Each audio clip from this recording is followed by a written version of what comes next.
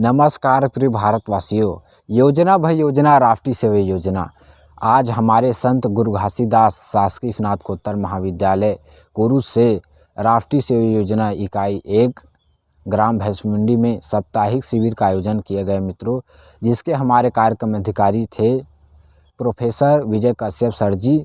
और हम सभी स्वयंसेवक गए थे 4 नवंबर से 10 नवंबर तक, और हम सभी को बहुत कुछ सीखने को मिला। एनएसएस सिखाता है समाज सेवक के साथ साथ अपने व्यक्तित्व का विकास और देश प्रेम और राष्ट्र प्रेम भी हमें सिखाता है, जिसमें आज हमारे चैनल में बौद्धिक परिचर्चा, परियोजना कार्य, खेलकूद और जितने भी एक्टिविटी एनएसएस कैंप में हुए उन सभी का वीडियो हमारे चैनल पर लाए हूँ मित्रों।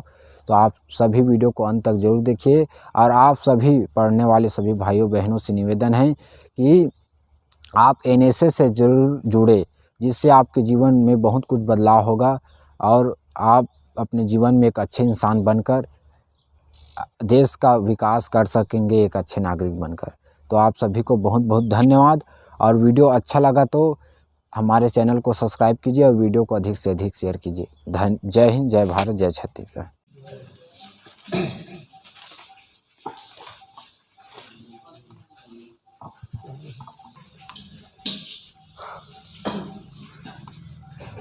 अपने राष्ट्रीय सेवा योजना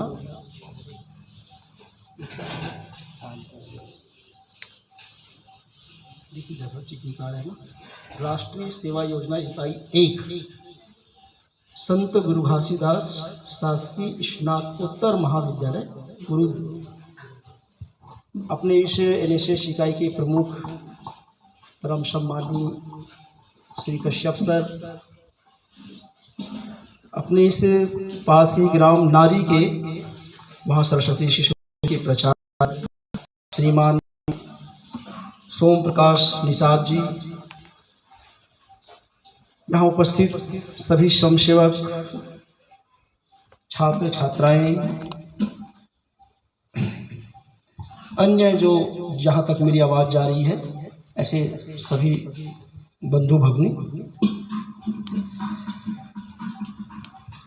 आप लोग 4 नवंबर से और यहाँ पर हैं, आज 7 है ना, 3 दिन हो गया। हाँ 4 तारीख को मिलाकर के 4th दिन हो गया। बाहर से इस देश को लूटने आए थे। अब बताओ, कोई चोर होता है ना, चोर चोरी करने कहाँ जाता है? नहीं जाता, जहाँ धन नहीं वहाँ जाता है, जहाँ धंधा वही जाएगा ना। हाँ, लेकिन भारतवर्ष को ये कुछ आधुनिक पाश्चात्य साहित्यकार क्या कहते हैं? भारत भिखमंगों का देश था, ये भारत भिखमंगों का देश था, ये भारत सपेरों का देश था, ये भारत जो है और ऐसे जो भूखे लोगों का देश था। तो भाई भूखे लोगों का देश था, तो आप यहाँ क्या करने आए थे? है? कोई चोर जो है, कोई डाका डालने, कोई डाकू जो है कहाँ जाता है? जहाँ धन दौलत रहता है वही रहता है। हमारा ये जो भारतवर्ष है ये हर दृष्टि से समृद्ध था, लेकिन हमको ऐसा पढ़ाया गया कि ये भारतवर्ष कुछ नहीं था। आज भी देखो हमारी इसी क्षेत्र में और हीरा निकलता है कहाँ? देवभोग में। मैं जाता हूँ उधर देवभोग में, है ना, हीरा निकलता है। आइए ठीक है, आप लोग बैठे रहो, बाद में फिर करेंगे, है ना। आप देखिए इधर जसपुर में एक नदी है, वहाँ क्या निकलता है? सोना निकलता है। वहाँ रेत को ऐसे छन्नी से छान, दिन में लोग जो है 500 छान लेते हैं। मैं वहाँ गया हूँ। ऐसा ही हमारा भारतवर्ष है, हीरा मोती और सब प्रकार की जो है यहाँ पर व्यवस्थाएं और जो है और लगी रहती है। ऐसा ये भारतवर्ष है, लेकिन इसको कह दिया जाता है कि भारत कैसा है? ये भारत जो है भिखमंगों का देश है ना। हमारे आप पुराने मंदिरों से आप अंदाज लगा सकते हो कि कितना समृद्ध रहा होगा। एकदम सोने चांदी के इतने सारे वो गहने पहने रहते हैं, वो केरे रहते हैं, देखते हैं ना। हाँ, तो ऐसा ये भारतवर्ष है। भारतवर्ष को किसने खोजा है? हाँ, वास्को डी गामा ने खोजा। अब क्योंकि पुस्तक में ऐसा पढ़ाया जाता है तो हमको भी पढ़ना पड़ता है, जबकि उसके पहले अनेक लोग इस भारत में आए। फाहियान कब आए पता करना आप, वास्को डी गामा के आने के पहले फाहियान आए थे, है ना। और अनेक लोग, इस देश का व्यापार अन्य देशों से चलता था वास्को डी गामा के आने के पहले ही, है ना। और ऐसा कहते हैं कि वास्को डी गामा तो हमारी जहाज में चढ़ के यहाँ आया। हमारे गुजरात के एक व्यापारी थे और उस व्यापारी जो है व्यापार करते करते वहाँ पर गए थे। वास्को डी गामा ने, उसकी एक कोई डायरी है, नाम याद नहीं आ रहा है, उन्होंने अपनी डायरी में उसका उल्लेख किया है कि मेरा जहाज़ तो बहुत छोटा है, ये जो गुजरात का जो व्यापारी आया है इसका जहाज़ जो है मेरे जहाज़ से कई गुना बड़े हैं, और एक मंजिला नहीं तो ये जो है 3 मंजिला इनका जहाज़ है। उसने अपने डायरी में नोट करके रखा है। और उनके साथ वो जो यहाँ घूमने आए थे, यहाँ पराक्रमी लोग कम हुए क्या? सम्राट अशोक, चंद्रगुप्त, है ना, फिर जो है शिवाजी महाराज, महाराणा प्रताप, बाजीराव पेशवा, ऐसे अनेक, मैं अभी नाम गिनूंगा तो सुबह से शाम हो जाएगा। ऐसी यहाँ की और योद्धाओं की है जिन्होंने चक्रवर्ती सम्राट बने। लेकिन क्या बोलते हैं, सिकंदर तो यहाँ आ भी नहीं पाया, केवल जो है और कुछ भागों पर ही, ये जो पूर्वी क्षेत्र है कुछ भागों पर, उधर ही आ पाए थे। लेकिन क्या कहते, जो जीता वो सिकंदर कहा जाता है ना। जबकि चंद्रगुप्त से वो हार गया था, जीता कौन था? चंद्रगुप्त जीतने वाला है, लेकिन किसको जीता बताते हैं?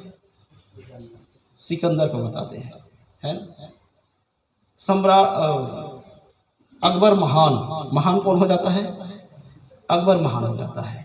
अकबर का युद्ध किससे हुआ था? महाराणा प्रताप से। अब महाराणा प्रताप कैसा योद्धा था आप सब सोच लो, है ना। लेकिन महान किसको बताया जाता है? हाँ, जो है कत्लेआम किया करता था, बहू बेटियों की जो है इज्जत नीलाम करता था, अपने हरम में जो है इतने हजारों लाखों जो है बहनों को और रखा हुआ था, वो अकबर को हम क्या बताते हैं? महान बताते हैं। बच्चे तक को नहीं छोड़ते थे, और यहाँ तक कि उनकी सेना ऐसे मुर्दों को भी नहीं छोड़ते थे। ऐसे अकबर को हम महान बताते हैं। और जिनसे युद्ध हुआ फिर महाराणा, तो ऐसा इतिहास कई प्रकार की जो है गलत भ्रांतियां, लेकिन हमको अपने इतिहास को ठीक से समझना है। हमको जो भी पढ़ाए, लेकिन हम आज के युवा है ना, मुझको युवा के विषय में और बोलने के लिए कहा गया। इसलिए आज की हमारी जो युवा है उनको अपने इतिहास समझना है, क्योंकि कोई भी देश है वो कब आगे बढ़ता है तो अपने इतिहास को ठीक से समझ करके। तो इतिहास की जो है और समझ ना हो, वर्तमान की पीड़ा ना हो और भविष्य का सपना ना हो, वो जो युवा है वो आगे नहीं बढ़ सकता। इसलिए हमको अपने इतिहास को ठीक से समझना है और ठीक से समझ करके और हमको आगे बढ़ना है। ये हमारा इतिहास है। स्वामी विवेकानंद जी के बारे हमारा और प्रेरणा पुरुष कौन है? स्वामी विवेकानंद जी। आप लोगों ने पढ़ा, किसी ने स्वामी विवेकानंद जी को? पढ़िए, एक बार पढ़ करके देखिए कैसा उनका जीवन है। स्वामी विवेकानंद जी के बारे में हमने सुना ही होगा, है ना। स्वामी विवेकानंद जी का जन्म और बंगाल में जो है कलकत्ता में होता है,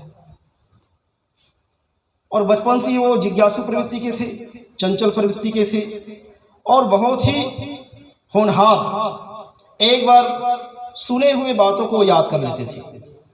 पुस्तकें तो इतनी उन्होंने पढ़ ली अल्पायु में ही कि उनको सारे शास्त्रों का ज्ञान हो गया। मिशनरी स्कूल में पढ़ते थे, इसलिए मिशन के भी बहुत सारे पुस्तक उन्होंने पढ़ लिए थे। और एक बार तो अपने क्लास में और उनके टीचर से लड़ाई हो गई। वो पढ़ा रहे थे, उन्होंने कहा कि इसका गलत व्याख्या बता रहे आप। तो कहा कि भाई सही व्याख्या क्या है? तो उन्होंने वो पैराग्राफ, इस पैराग्राफ पर, इस नंबर के लाइन पर इस प्रकार से लिखा हुआ है, ऐसे उन्होंने उदाहरण सहित और उस टीचर को बताया। पुस्तक मंगाए गए, टीचर मानने के लिए तैयार नहीं थे। प्रिंसिपल के पास शिकायत गया, प्रिंसिपल जो है पुस्तक मंगाया गया।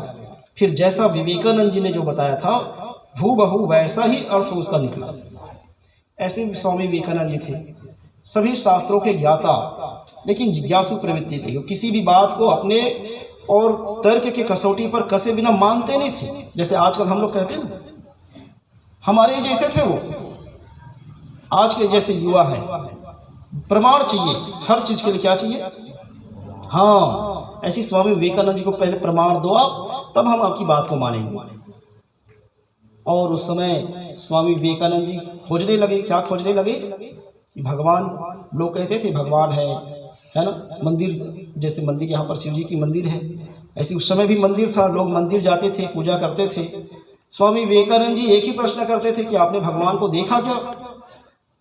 तो लोग देखे थोड़ी थे, है ना, तो लोग का क्या जवाब रहता था?